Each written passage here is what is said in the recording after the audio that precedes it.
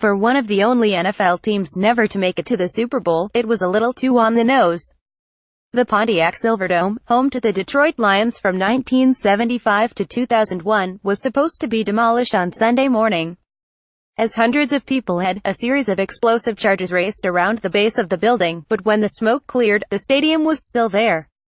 Employees of the Adamo Group, the demolition contractor, turned to each other in consternation. "That didn't work," one said, the Detroit Free Press reported.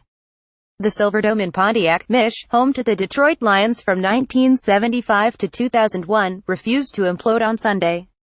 David Gerlnick, Detroit News, via Associated Press. Officials interviewed by WXYZ in Detroit tried to put a positive spin on the blunder. "Perhaps," they said, "the Silverdome, which also housed the Pistons of the NBA. From 1978 to 1988, I was built a little too well."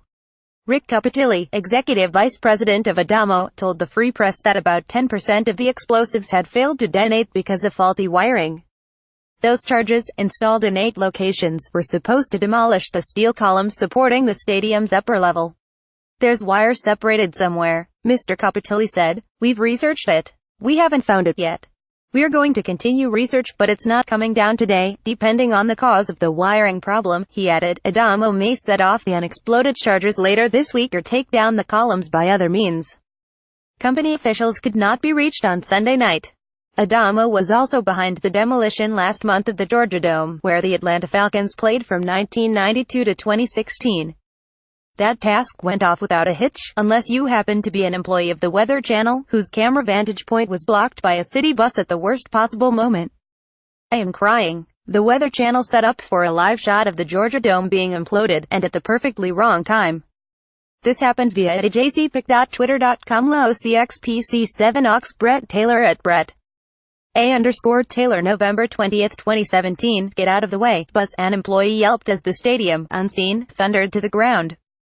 By the time the bus moved, there was nothing to see but smoke and rubble. "Uff," the employee shouted, swearing repeatedly. The similarities were not lost on Twitter. The Pontiac Silverdome becomes the first implosion to which a bus had shielded it from public view.